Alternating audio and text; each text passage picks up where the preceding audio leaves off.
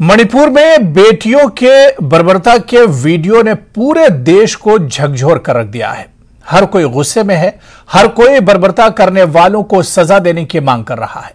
तो वहीं आज दोनों सदनों में मणिपुर हिंसा मामले को लेकर जबरदस्त हंगामा हुआ। हंगामा इतना बढ़ा कि दोनों सदनों को सोमवार तक स्थगित करना पड़ा। यह रिपोर्ट देखिए।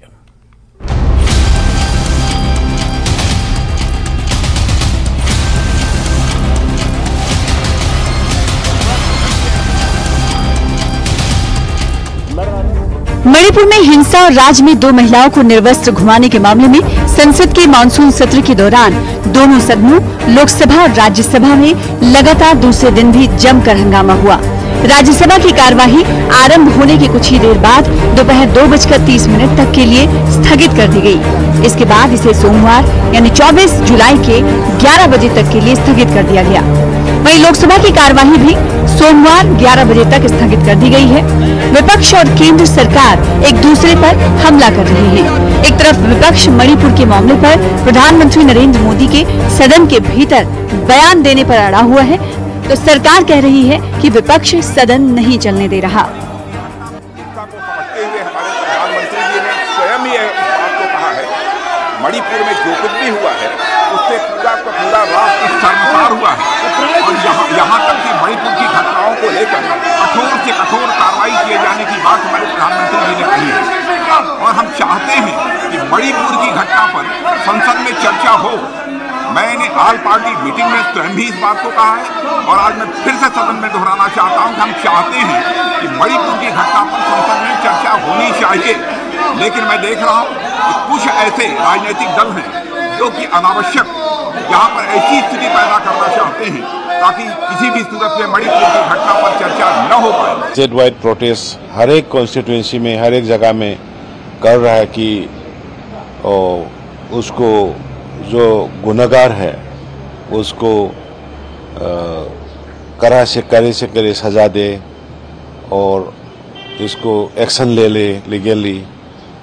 तो कल उसके घर भी जो एक्यूज नंबर 1 है वो जो पहले पकड़ा था एक, उसके घर भी बस्ती का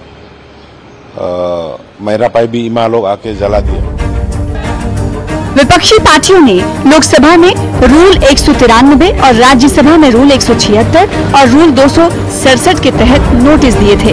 कांग्रेस नेता रणदीप सुरजेवाला ने इसे मोदी सरकार की नाकामी बताया है।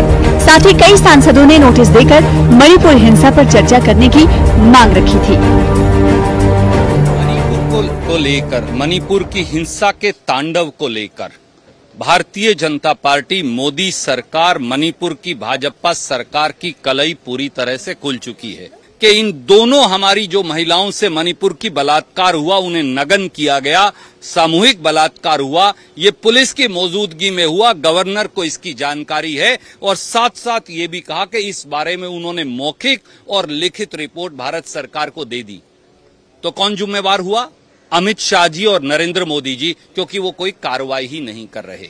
राज्यसभा के कई बड़े सांसदों ने और मुझ जैसे एक छोटे से सांसद ने भी रूल 267 के तहत नोटिस लगाया कि अब आज का जो बिजनेस है, कार्रवाई है, इसे आज के कार्रवाई को सस्पेंड कर इस रूल के तहत बहस कराइए। 267 पहले भी कई बार चेयरमैन साहब ने एक्सेप्ट करके स्वीकार कर बहस कराइए। लेकिन मणिपुर के इशू पे क्यों भाग रहे हैं? क्या छुपाना चाहते हैं? कौन सी ऐसी चीजें जो चाहते हैं बाहर ना आए? मुझे ऐसा लगता है कि अगर मणिपुर पर चर्चा होगी तो ये देश समझ जाएगा कि भाजपा के हाथों भारत देश सुरक्षित नहीं है। बीजेपी इस देश की प्रभुता, अखंडता, शांति, अमन, प्यार, भाईचारे को कायम नहीं रख सकती और इसीलिए भारतीय जनता पार्टी का पर्दाफाश हो जाएगा। शायद इसी डर से बीजेपी इस बहस से भाग रही है। मणिपुर के बर्बर वीडियो पर क्रिकेटर हरभजन सिंह ने इसे बेहद घिनौना और हैवानियत की हदें पार करने वाला बताया। भज्जी ने अपराधियों को मौत की सजा की अपील की है। जो मणिपुर की घटना थी, बहुत दुख घटना थी और जो हुआ वहाँ पे वो ऐसा दृश्य था कि मतलब हम सबके लिए बहुत शर्मनाक चीज़ है वो, कि हमारे देश में ऐसी चीज़ें हो रही हों और हम बर्दाश्त कर रहे हैं। और बर्दाश्त की कोई एक सीमा होती है, हद होती है। तो देखिए कल माननीय प्रधानमंत्री साहब ने भी कहा है कि ऐसे लोगों के ऊपर कार्रवाई होगी और उम्मीद करते हैं जल्दी होगी, क्योंकि ये एग्जाम्पल सेट करना बहुत ज़रूरी है कि आए दिन कोई ना कोई वारदात ऐसी होती है जिसके कारण हम सब भारतीयों को शर्मिंदा होना पड़ता है। मणिपुर हिंसा को लेकर पूरा देश गुस्से में है। सड़क से लेकर संसद तक विरोध प्रदर्शन जारी है। दोषियों के खिलाफ कड़ी से कड़ी कार्रवाई की मांग की जा रही है। Bureau report, news 18 JKLH। National conference के member of parliament Hasnain Masoodi ने संसद में मणिपुर पर चर्चा को लेकर गतिरोध को लेकर कहा कि अपोजिशन की मांग जायज है, यह मामला बहुत गंभीर है। हसनैन मसूदी ने इस बार पीएम को संसद में स्टेटमेंट देना चाहिए। हसनैन मसूदी ने जम्मू कश्मीर आरक्षण संशोधन बिल को लेकर कहा कि जब सरकार बिल लेकर आएगी तो सभी चीजों का पता चलेगा, तब हम अपना पक्ष भी रखेंगे। साथ ही उन्होंने कहा कि नेशनल कॉन्फ्रेंस ने हमेशा वंचितों का समर्थन किया है। पार्लियामेंट में सरकार और विपक्ष के बीच मणिपुर हिंसा को लेकर लगातार टकराव है और पार्लियामेंट चल नहीं पा रही है। हमारे साथ ज्यादा गुफ्तगू के लिए मौजूद हैं member of parliament Hasnain Masoodi साहब। जिस तरीके से सरकार की तरफ से कहा गया, खुद वजीर दिफा राजनाथ सिंह ने कहा कि हम बहस के लिए तैयार हैं, फिर पार्लियामेंट क्यों नहीं चल पा रही है? देखिए, बात यह कि जो वजीर आज़म साहब हैं उनकी खामोशी इतनी लंबी हुई और मामला इतना संगीन है कि जो अपोजिशन का जो हिज़्ब इख्तिलाफ है, इसका इसरार है कि वजीर आज़म साहब खुद इस पर बयान दें सारे मामले पर। क्योंकि अगर वो देखिए हाउस के बाहर वो बयान देते हैं, प्रेस से मिलते हैं, अपनी जो उनका जो रिस्पॉन्स है और रद्दअमल है उसका इजहार करते हैं, तो हाउस में क्यों नहीं? हाउस तो सबसे महत्वपूर्ण है, सबसे अहम जगह तो अगर किसी चर्चा की है, किसी बहस की है, किसी बयान देने की है, वो तो हाउस है, लोकसभा है।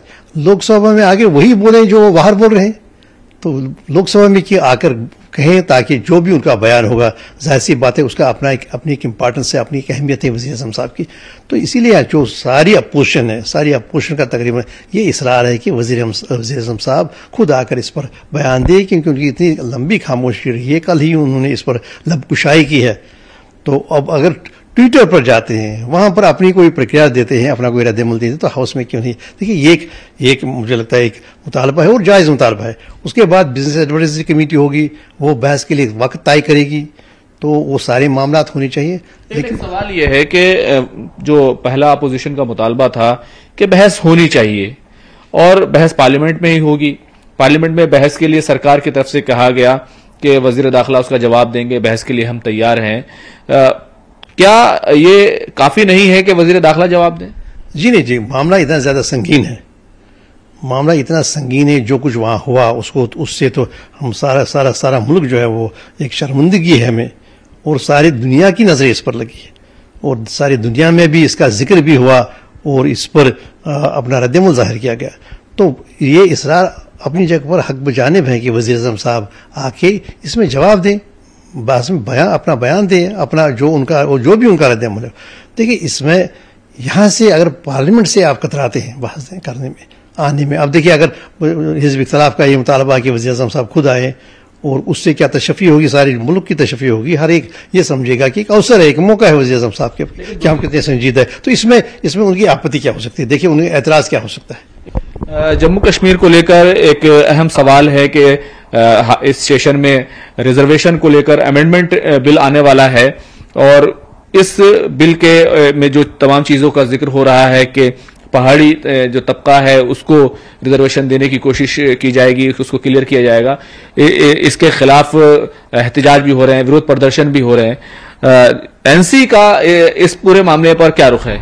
देखिए, जब तक ये बिल जो मंजर आम पर नहीं आता है, जब तक इसमें क्या खदुखाल क्या है, कैसे है, तो क्या करने का इरादा है, तब तक आप जाहिर सी बात है कि एक तबसरा करने से हम कासिर हैं। लेकिन एनसी तो हमेशा रही है उन तबकात के साथ, उनके साथ की जाती रही है जिनको ये समझा जाता है कि नहीं, इनकी एक जो है एफर्मेटिव एक्शन है, तो ऐसा है कि राहत की बात है, वो तो हम हमेशा राहत के साथ ही रहे हैं। देखिए, यहाँ जो रिजर्वेशन रही है शेड्यूल ट्राइब की, आप जानते हैं कि हमारा अपना जो जम्मू कश्मीर रिजर्वेशन एक्ट था, नौकरियों के मामले में 9% के तहत थी। अगरचे 5 अगस्त 2019 को ये एक नरेटिव बनाया गया था कि नहीं, ये शेड्यूल कास्ट और शेड्यूल ट्राइब्स को या बाकी ऐसे की जो समाज के हिस्से हैं जिनको कुछ राहत की जरूरत है उनको राहत नहीं दी गई, लेकिन वो वाक़ात सही नहीं थे, बल्कि जम्मू कश्मीर एक पहली एक रियासत थी जहां आप कहेंगे लैंड टू टेलर के हवाले से, और 70% जम्मू में जो ज़मीन दी गई मुफ्त बगैर मुआवजे के वो शेड्यूल कास्ट को दी गई जम्मू में। तो हमारा पहले से ही मौक़िफ़ रहा है। तो लेकिन इस बिल के क्या खदुखाल हैं, इसके क्या मुरातबात हैं, क्या वो हैं, तो ज़ाहिर सी बात है जब ये आ जाएगा मंजर आम पर, हमारी नोटिस में आ जाएगा और फॉर्मली लिस्ट हो जाएगा। देखिए जब तक कोई आइटम फॉर्मली लिस्ट नहीं होता है, बिजनेस में नहीं आता है, तब तक जाहिर सी बात है कि हमारा उनके पास, सरकार के पास ये रहता है कि वो आए, वो करें पेश या न करें। तो साफ तौर पर नेशनल कॉन्फ्रेंस का फिलहाल इस मामले पर खामोशी है। जाहिर सी बात है सियासी मफादात और वोट को लेकर के जिस तरह से रियासत में इंतखाबात भी होने वाले हैं, उम्मीद की जा रही है कि जल्दी होंगे। ऐसे में बहुत जल्द जो है अपना मौकफ जो है वो तमाम चीजें देखकर ही जाहिर करेगी national conference. Cameraman Jagdish Upreti के साथ खुर्रम शहजाद, न्यूज़ 18 दिल्ली। ब्रेक बाद आगे बढ़ेंगे। यासीन मलिक की सुप्रीम कोर्ट में व्यक्तिगत पेशी पर सुप्रीम कोर्ट ने नाराजगी जताई है। सुप्रीम कोर्ट ने कहा है कि जब वर्चुअल तरीके से पेशी हो सकती है तो फिर जेल से यासीन को क्यों लाया गया।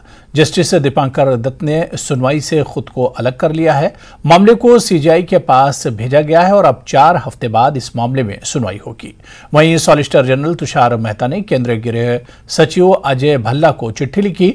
तुषार मेहता ने लिखे पत्र में कहा है कि यासीन मलिक जैसे आतंकवादी और अलगाववादी पृष्ठभूमि वाला व्यक्ति जो न केवल आतंकी फंडिंग मामले में दोषी है बल्कि जिसके पाकिस्तान में आतंकवादी संगठनों के साथ संबंध है, वो भाग सकता था, जबरन ले जाया जा सकता था या मारा जा सकता था। अगर कोई अप्रिय घटना घटती तो सुप्रीम कोर्ट की सुरक्षा भी खतरे में पड़ जाती। मामले को देखते हुए जब तक सीआरपीसी की धारा 268 के तहत आदेश लागू है, जेल अधिकारियों के पास उसे जेल परिसर से बाहर लाने की कोई शक्ति नहीं है।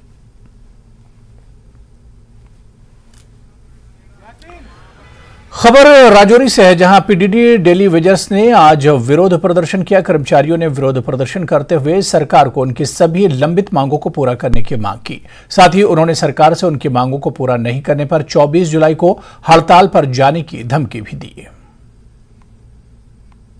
उसकी वो भी बंद हो जाती है, उसकी बीवी बचे दर दर ठोकरे खाते हैं। रहा सवाल तीसरा, अगर हमारे साथ इंसाफ ना हुआ 24 तारीख को हम प्रेस रिलीज के मुताबिक 24 तारीख को हम अपने स्ट्राइक पे जा रहे हैं।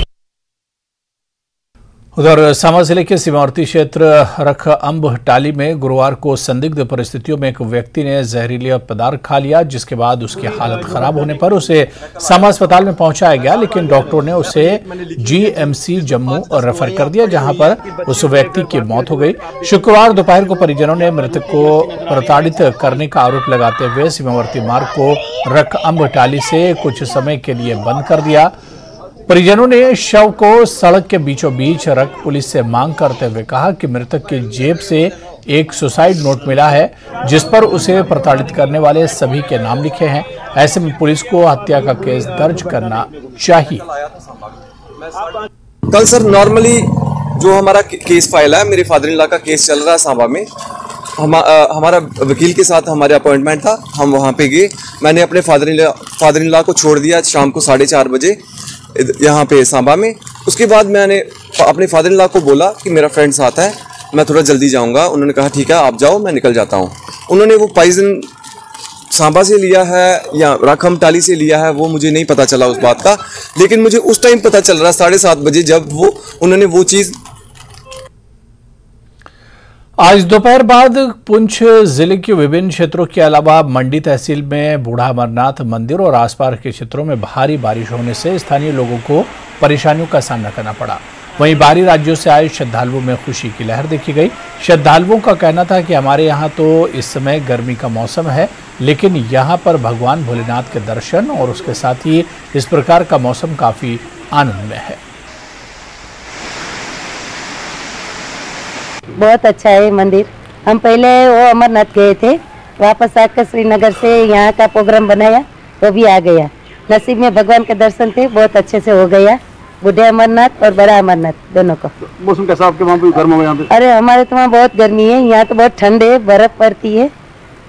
अच्छा लगा? बहुत अच्छा लगा, भगवान के माथा टेक कर और भी अच्छा लगा। अरनिया म्युनिसिपल कमेटी की ओर से आज बस स्टैंड के पास सब्जी मंडी की आधारशिला रखी गई। किसानों और क्षेत्र के लोगों के लंबे समय से मांग थी कि अरनिया इलाके में सब्जी मंडी के लिए कोई जगह नहीं है। आज म्युनिसिपल कमेटी अरनिया की ओर से किसानों और क्षेत्र के लोगों की मांग को पूरा किया गया। मंडी बनाने के लिए कुल लागत 13 लाख के करीब आएगी। इस मौके पर म्युनिसिपल कमेटी अरनिया के chairman Ramesh Saini, vice chairman Shyamlal समेत क्षेत्र के अन्य लोग भी उपस्थित थे।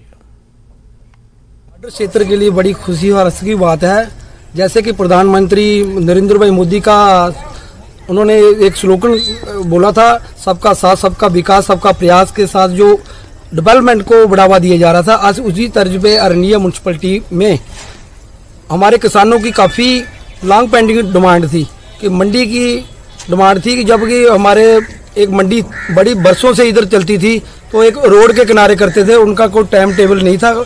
3 बजे की मंडी खत्म कर देते थे, रोड पे लगती थी, जिसके कारण किसानों को अपनी सब्जी रात के टाइम ही देनी पड़ती थी और उसका कोई अच्छा भाव भी नहीं लगता था। और जो आरती थी उनकी भी मजबूरी थी, उनकी मजबूरी की तरह की कि उनके पास जगह नहीं थी, लैंड नहीं थी, तो रोड पे लगाते थे। बाद में बसों का आवाजाही हो जाती थी, उनको भी परेशानी का सामना करना पड़ता था। सेब आढ़तियों ने सीएम सुक्खू के आश्वासन पर अपनी हड़ताल वापस ले ली, लेकिन फल मंडी भट्टा रूफर में जहां केवल पेटी के हिसाब से सेब बिका, वहीं करसोग के सेब बागवान बोले कि वजन के हिसाब से लेने के नाम पर केवल औपचारिकता ही हुई। आढ़तियों के हिसाब से ही सेब बिका। बता दें कि इससे पहले सीएम के आश्वासन पर बागवानों की मर्जी पर सेब बेचने पर सहमति बनी थी और आढ़तियों ने कहा था कि आज से फल मंडी सुचारू रूप से चालू होगी। आज जो है बुरे हाल थे मार्केट के। आज तो इन्होंने 300 रुपए से शुरू किया, आज 300 रुपए और हाईएस्ट 3000 भी गया, लेकिन बागबानों को बहुत बुरी तरह से रगड़ा दिया आज, बहुत बुरी। 300 तो मतलब ही नहीं है, 300 तो खर्चा नहीं होता है, पेटी नहीं पहुंचती यहाँ।